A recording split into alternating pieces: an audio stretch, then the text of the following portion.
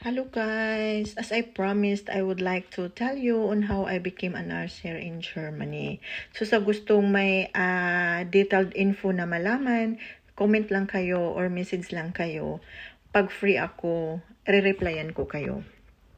So that was year 2019 during COVID times kasi nga hindi tayo makatravel noon, makalabas. So nag-search ako online. So may nahanap akong isang agency na nag-offer ng German language class scholarship program. So nakapasa ako sa scholarship nila.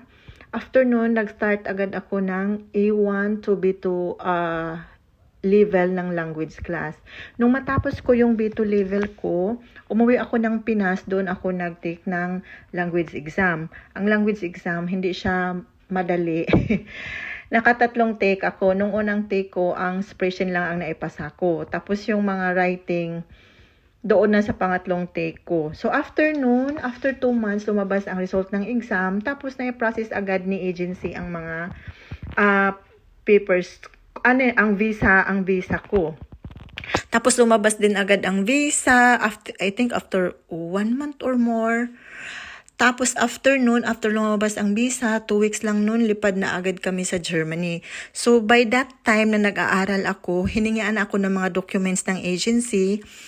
In-apply na nila ako dito sa Germany, may employer na ako. Alam ko na kung saan ako mapadpad dito sa Germany.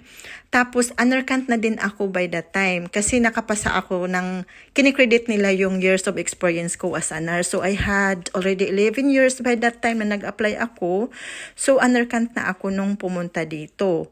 So, yun guys. Pero, yung ibang info, saka na lang sa next post kasi medyo mahaba na. Okay, dito lang muna guys ha. So, tanong lang kayo para magawan ko kayo or ma-replyan ko kayo. Bye!